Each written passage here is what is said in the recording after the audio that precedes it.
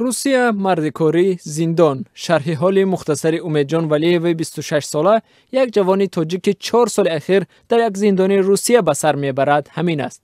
امید 21 سال داشت که با جرم نگهداری مواد مخدر به دست پلیس افتاد و بعداً دادگاه او را برای ادای مهلت جزا که 10 سال مقرر شد به زندان شهر پنزه روسیه فرستاد. خود امید این حادثه ها را یک خطای جدی دوران جوانیش می‌داند که به زندگی آسوده و آزاد او به مهلت 10 سال دیگر خط بطلان کشید. امیدجان ولییف یکی از 8000 شهروندان تاجیکستان است که در زندان‌های روسیه با جرم صادر کردن جنایت نگهداری می‌شود. همراه با امید تقریباً 70 شهروند دیگری تاجیکستان هم در زندان پنزه قرار دارند. اکثر آنها با جرم قاچاق مواد مخدر زندانی شده‌اند. به گفته امید، تاجیکان تلاش دارند در زندان یک کشور بیگانه پشتیبان و یاوری هم باشند. امیدجان میگوید در جیب او همگی تا 100 گرم مواد مخدر پیدا شد که مربوط به شریکانی نوش در روسیه بود. وی میگوید هیچگاه با فروش این مواد مشغول نشده است، ولی اقرار می شود که با افراد مرتبط به این گونه کارها شین و خیز میکرد. امید به گناهش اقرار شد ولی هیچ انتظار نداشت که او را با 10 سال زندان محکوم میکنند. میگوید بی‌کسی و بی‌پولی و ندانستن زبان و حقوقش برای صادر شدن مهلت طولانی زندان سبب شد. وی گفت اول تنقیصی مردم ما میکشه. یکمی سفارتخانه تاجیکستان یگان بار طول 4 سال 4.5 سال میشینم یگان کس آمده نپرسیده است که مردم تاجیک چگونه زندگی دارند. نه نماینده های مردم چی دولت تاجیکستان میآیند، نه در شتات ها، نه در سلیدوات ها، در یگان جا خوشی حضور ندارند که ببینه مردم تاجیک.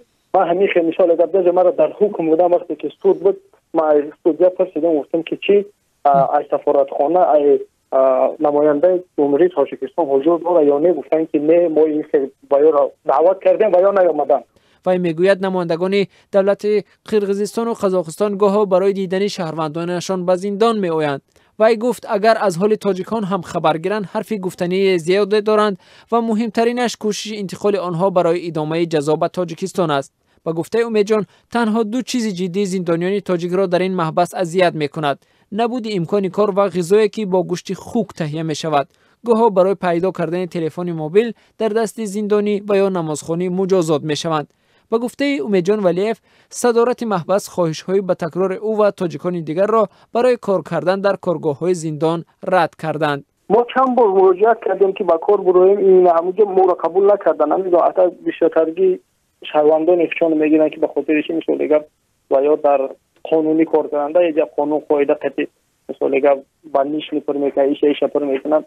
حتی از سوی دیگر به گفته او کاری پایه‌سال‌دوزی که در یک کارخانه نزد زندان برای محبوسان شهروند روسیه فراهم می‌آید دائمی و باثبات نیست. در بهترین حالت برای کار بی‌تنفس یک ماهه هر یک زندانی همگی تا 900 روبل معاش دریافت می‌کند. مأموریت زندان به آنها گفته است که در صورت فراهم آمدن شرایط تامین با کار باید پیش از همه حق شهروندان خود را رعایت کنند. امیدجان ولییف مجرد است و در تاجیکستان والدانش او را انتظارند. آنها از مصیبت فرزندشان خبردار هستند ولی شرایطی ندارند که به زندان آمده از حال او خبر گیرند. اداره زندان‌های روسیه میگوید در مجموع در زندان‌های این کشور 29397 نفر شهروندان خارجی ادای جزا می‌کنند و از این مقدار قریب 4.1 و یا 7920 نفر شهروندان تاجیکستانند.